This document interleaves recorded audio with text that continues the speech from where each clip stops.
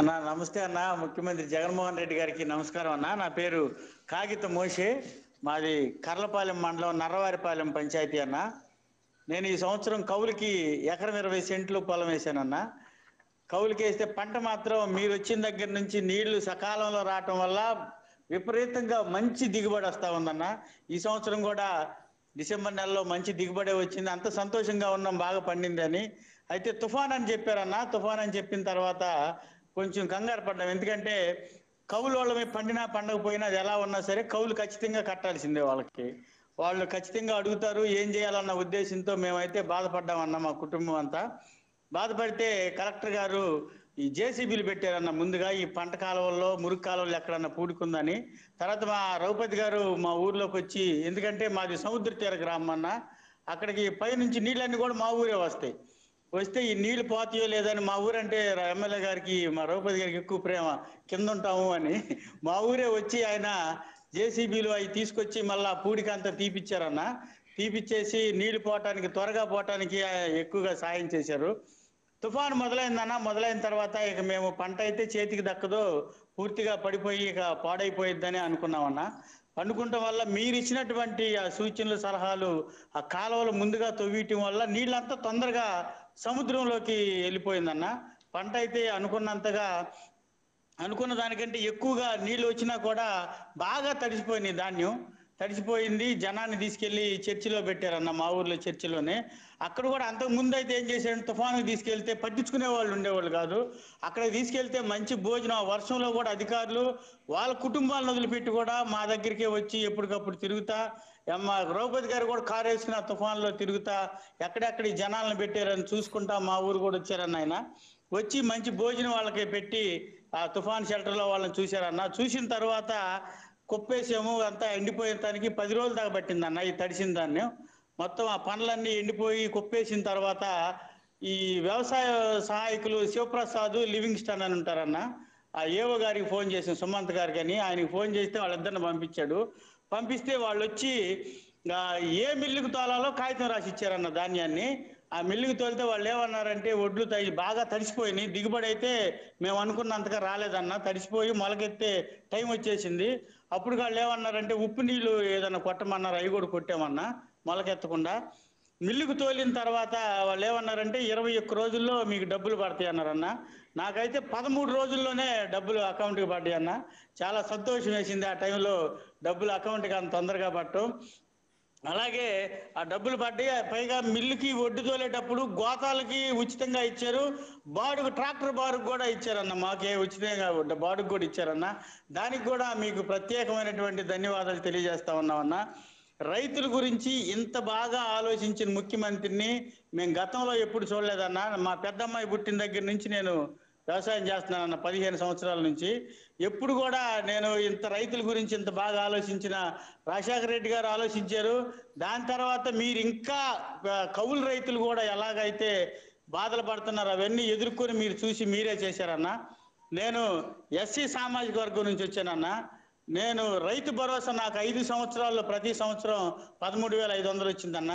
కౌలు రైతులకు కూడా రైతు భరోసాని వర్తింపజేసినటువంటి ముఖ్యమంత్రి మీరన్నా. ఇంకంతకంటే ఎవరు కూడా అంతకు ముందు చేయలేదన్నా. అది ఎస్సీ, ఎస్టీ, బీసీ మైనార్టీలకి, కౌలు రైతులు చేసుకునేటువంటి వారికి మీరు మా బాధలు, మా ఎస్సీఏ మీరు, మా బీసీ, మా మైనార్టీ మీరు, మా పక్షా నుండి మీరు ఇంత బాగా ఆలోచించి కౌలు రైతులకు కూడా ఈ విధంగా సహాయం చేస్తున్నందుకు మీకు మనస్ఫూర్తిగా మా కౌలు రైతులందరి తరఫున ధన్యవాదాలు తెలియజేస్తా ఉన్నా అన్న.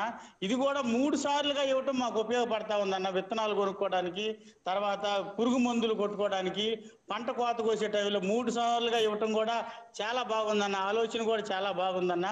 అలాగే మీరు పెట్టినటువంటి ఆ తుఫాను నష్టంలో మీరు చూపినటువంటి చొరవ అన్న రైతుల పట్ల, మా మండలమే వచ్చారు, మా జిల్లాకు వచ్చారు, బాపట్ల జిల్లాకి, మా మండలం మా కర్లపాలెం వచ్చారన్న. మీరు చూశారు, పచ్చిమిర్చి చూశారు, వేరుశెనగ చూశారు, వరి కూడా మీరు వచ్చినప్పుడు కూడా నీళ్ళలోనే ఉందన్న. మీరు చూసి ఎంతో మీరు వస్తున్నారంటే ఖచ్చితంగా రైతులకు మేలు జరిగిద్దన్న నమ్మకం అయితే ఉంది. మీ దృష్టికి వెళ్తే పంట నష్టం వచ్చిద్ది అనుకున్నాం. అంతకుముందు ఏం చేసేవాళ్ళు అంటే చెక్కులు ఇచ్చేవాళ్ళు, వాళ్ళకి అనుకూలంగా ఉన్న వాళ్ళకే ఈ పంట నష్టం రాసుకునే వాళ్ళు, అందరికి రాసేవాళ్ళు కాదు. పేరుకు 4-5 రైతులు రాసేవాళ్ళు, వాళ్ళ ఇళ్లలో వాళ్ళందరికీ రాసుకుని గత ప్రభుత్వంలో వాళ్ళే తీసుకునేవాళ్ళు. ఈ చెక్కులు మార్చుకోవడానికి తీసుకెళ్ళినప్పుడన్నా బ్యాంకులకి, బ్యాంకుల వాళ్ళు కూడా చిన్న చూపు చూసేవాళ్ళు. వీళ్ళేదో వరద బాధితులు వచ్చినట్టు వచ్చేవాళ్ళు, వీళ్ళేదో ఉచితంగా తీసుకుంటున్నాం మేము నష్టపోకుండా అన్నట్టు చూసేవాళ్ళు అన్న. కానీ ఇప్పుడు మీరన్నా నేరుగా మా ఖాతాల్లోకి, మేము బ్యాంకుల చుట్టూ తిరగకుండా మా ఖాతాల్లోకి మీరు డబ్బులు వేయటం అనేది ఇది గొప్ప ఆలోచన అన్న. ఎంతోగా మీరు గ్రామ స్థాయిలో సమస్యలు గుర్తెరిగితేనే మీకు ఇలాంటి ఆలోచనలు వస్తాయన్న. మా అకౌంట్కి మీరు డబ్బులు వేయటం వల్ల మేము బ్యాంకుల చుట్టూ తిరగకుండా, మేము ఆటో ఎక్కి కర్లపాలెం వెళ్లకుండా ఈ ఛార్జీలు మిగిలినాయి అన్న. మాకు ఈ సమయం కూడా వృధా అయిందన్న. దీనికి ప్రత్యేకమైన ధన్యవాదాలన్న మీకు. అలాగే మీరు ఏర్పాటు చేసిన రైతు భరోసా కేంద్రం అన్న, మేము ఈ భూసార పరీక్ష దగ్గర నుంచి పంట అమ్ముకునే వరకు ఈ రైతు భరోసా కేంద్రంలో ఉన్న వాళ్ళు మాకు ఎంతో సహాయంగా ఉంటున్నారన్న. ఏ పంట వేయాలి, ఏ విత్తనాలు నకిలీ విత్తనాలు, పురుగు మందులనే అసలు రావట్లేదన్న. ఇప్పుడు మనకి రైతు భరోసా కేంద్రాలు వచ్చినాక వాటిని పూర్తిగా అరికట్టారన్న. ఆ యొక్క వ్యవస్థను మీరు ఏర్పాటు చేయటం అది గొప్ప ఆలోచన అన్న. మా ఊర్లోనే మాకు ఏ విత్తనాలు కావాలో ఉన్నాయి, మాకు ఏ పురుగు మందులు కావాలో మా ఊర్లోనే దొరుకుతున్నాయి అన్న. మేము వెళ్ళి చూసుకోవచ్చు, మాకు బాడుగు మిలుగుతుంది. అలాగే మేము ప్రయాణం కూడా మేము చేయాల్సిన పని లేకుండా మా సచివాలయం, మా గ్రామంలోని ఇవన్నీ కూడా దొరుకుతున్నాయి అన్న. ఆ యొక్క వ్యవస్థను ఏర్పాటు చేసినందుకు ఆ సిబ్బంది పనితీరు కూడా అద్భుతంగా ఉందన్న. ఏ టైంలో ఫోన్ చేసినా మా పొలంలో ఇదేదో కొత్త తెగుల్లాగా ఉంది రండి అంటే వాళ్ళే వచ్చి చూసి మా సుమంత్ గారితో మాట్లాడి దీనికి ఏ మందు కొట్టాలని రాసి మా సచివాలయంలోనే మందులు కూడా తెచ్చుకోవడానికి అంత గొప్ప వ్యవస్థని రైతుల పాలిట మీరు ఆలోచించినందుకు మీకు ప్రత్యేకంగా ధన్యవాదాలు తెలియజేస్తా ఉన్నానన్న.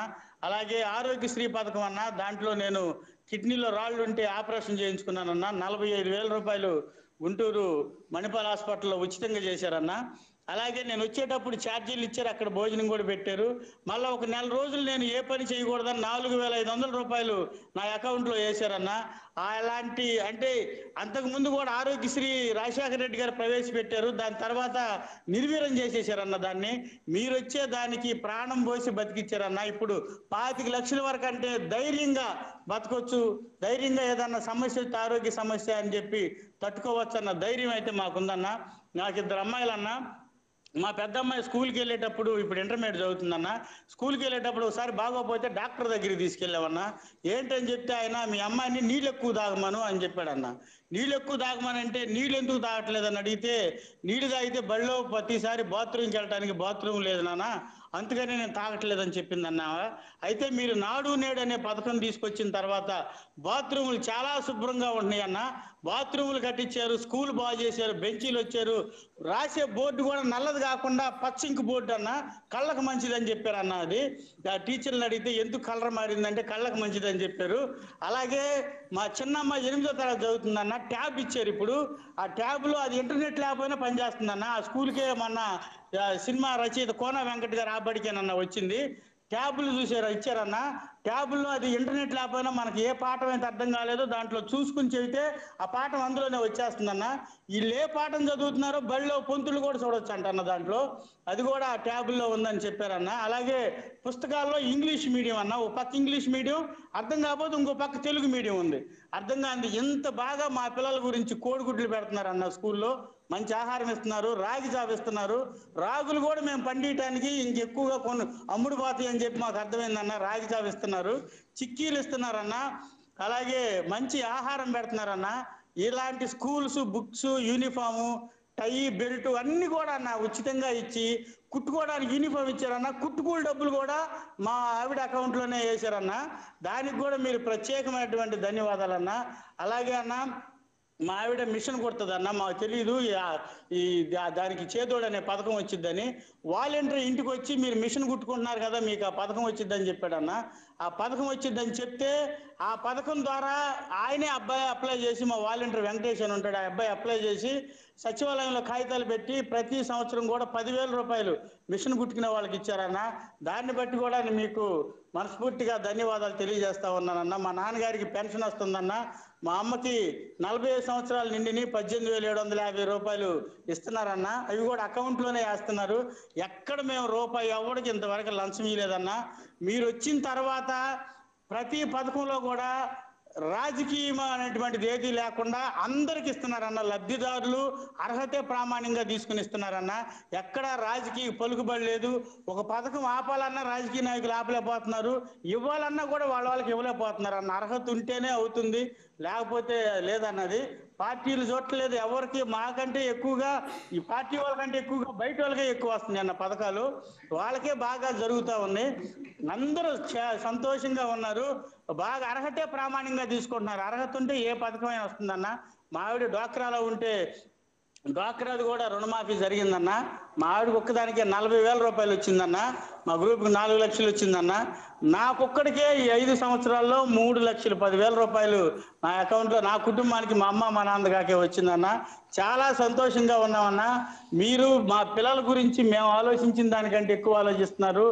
రాష్ట్ర ప్రజలు పేదల పక్షంగా ఉన్నారన్న. మీరు మీ ఆలోచనలన్నీ పేదలకు ఉపయోగం కానీ పెత్తందారులకు ఎవరికి ఉపయోగపడవన్నా. వాళ్ళ ఆలోచనలకు మీరందరూ పేదల పక్షానే మీరుండే ముఖ్యమంత్రి అన్న. మీరుంటేనే చేస్తారు, మీరు మాట అంటేనే చేస్తారన్న. మీరు మాట అంటే ఇక అది జరిగిపోయినట్టేనన్నా. ఇలాంటి ముఖ్యమంత్రిని మేము చూడలేదు, భవిష్యత్తు చూస్తామో కూడా తెలియదన్నా. మీరు మాత్రం ఖచ్చితంగా ముఖ్యమంత్రిగా ఉండాల్సిందే. పేదోళ్ళందరూ బాగుపడాలంటే మీరే ఖచ్చితంగా ముఖ్యమంత్రిగా ఉండాలన్నా. ఇదే మనస్ఫూర్తిగా చెప్తున్నానన్నా. నాది ఒక చిన్న ఒక విన్నపం అన్న. అన్ని నాడు నేడులో హాస్పిటల్ బాగు చేశారన్న. నాడు నేడులో తర్వాత స్కూల్స్ బాగు చేశారు, లైబ్రరీలు బాగు చేశారు, తర్వాత నాడు నేడులు అన్నీ చేశారన్న.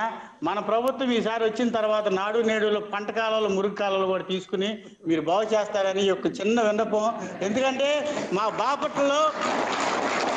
బాపట్లలో ఎప్పుడో కోనా ప్రభాకర్ గారి టైంలో తవ్విన కాలువలే ఉండి అన్న. ఇప్పటికి మీరు జగన్మోహన్ రెడ్డి గారు వచ్చి మళ్ళీ చేశారు అని చెప్పని నాడు నేడు పథకాన్ని కింద వాటిని కూడా తీసుకుని బాగు చేస్తారని. మీరే ఉండాలన్న ముఖ్యమంత్రిగా. రైతుల బాధలు మీకంటే ఇంకెవరో తెలియదు. వ్యవసాయం చేసే మాకు తెలవని కూడా మీకు తెలుస్తున్నాయి అన్న. మీరే ముఖ్యమంత్రిగా ఉండి వీటన్నిటిని కూడా చేసి పెట్టాలి. మా కుటుంబాలు, పేదలు, దళితులు అందరూ బాగున్నారన్న. మా ఊరోళ్ళందరూ మిమ్మల్ని అడిగారని చెప్పమన్నారన్న. నర్రా మంగమ్మ కానీ, నర్రా నాగేశ్వరరావు కానీ, తర్వాత ఎల్లావులు ఏడుకొండలు కానీ, ఎల్లావులు శ్రీనివాసరావు, వీళ్ళందరూ అడిగారని చెప్పమన్నారు. మేము మాట్లాడతానంటే మా దీవెనలు, మా ప్రార్థనలు ఎప్పుడు మీకు ఉంటాయి అన్న. మీరు ఇట్లా నవ్వుతా కలకాలం పేదల పక్షపాతిగా ఉండాలని కోరుకుంటున్నాను.